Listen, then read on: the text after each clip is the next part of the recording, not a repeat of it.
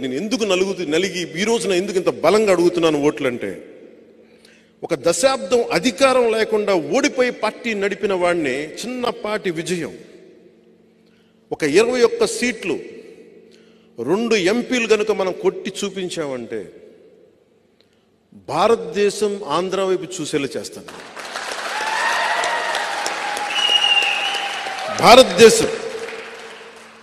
భారతదేశానికి నేను తలమానికం అయ్యేలాగా ఈ 2 సీట్లతో నేను చేయగలను, అంత నిలబడతాను.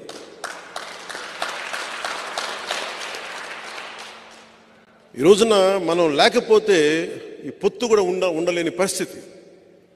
అంత కన్విన్స్ చేశాను జాతీయ స్థాయి నాయకులందరినీ, అంత నిలబడ్డాను, మాట్లాడాను, 2 చేతులైతే నమస్కారం పెట్టి పరిస్థితులు వివరించాను. ఎమ్మెల్యే ఓడిపోయాను, అది కూడా చెప్తున్నాను మీకు. ఓడిపోయి కూడా నాకు ఇష్టం నా నేల. మన బిడ్డని, మన నేల తల్లిని మనం కాపాడుకోకపోతే ఎవరు కాపాడుకుంటారు?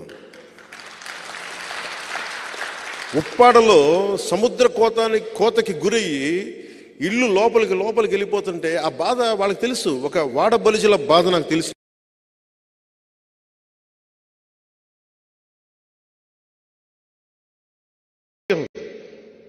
లేదంటే నేను వ్యక్తిగతంగా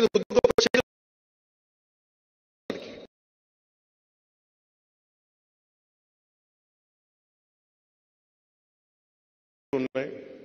ఇసుకంతా మనది, ఇసుక చేశారు. జగన్ రెడ్డి గారికి ఇంకా అంతులేదైన వ్యాపారాలకి అండ్ డబ్బులకి. అన్నీ అర్థం చేసుకోగలను. నిజమైన అభివృద్ధి నేను అనేది గుడ్డిగా కూడా ఓటు వేయకండి అంటున్నాను. మీరు అన్నీ ఆలోచించుకోండి, ప్రజలకు తెలియచేయండి. నేను ఎవరిని దెబ్బతీయడానికైతే నేను రావట్లా, నిలబడటానికి వస్తున్నాను. ఆ క్రమంలో నన్ను శత్రువుగా పరిగణిస్తే ఇంకా నా తప్పక యుద్ధం చేయటమే నాకు, అంతే. కానీ యుద్ధం చేశానంటే మటుకు వెనకెళ్ళను. సొంత రక్తం కూడా ఎదురు చూడను, అంత ఎదురు వచ్చేస్తాను. అందుకని ప్రత్యేకించి ఈరోజున నేను నా అభ్యర్థనగా తీసుకెళ్ళాను.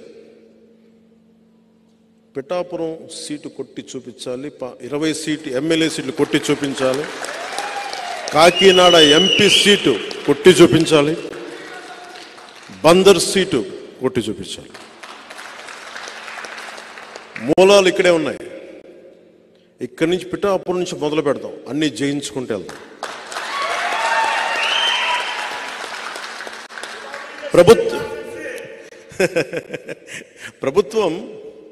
ప్రభుత్వంలో మనం భాగస్వామ్యం తీసుకుంటున్నాం. ఫామ్ అవుతున్న ఎన్డీఏ ప్రభుత్వంలో మనం భాగస్వామ్యం తీసుకుంటున్నాం. 3వ వంతు స్థానిక ఎన్నికల్లో మనకి ఆ పదవులు కూడా తీసుకుందాం.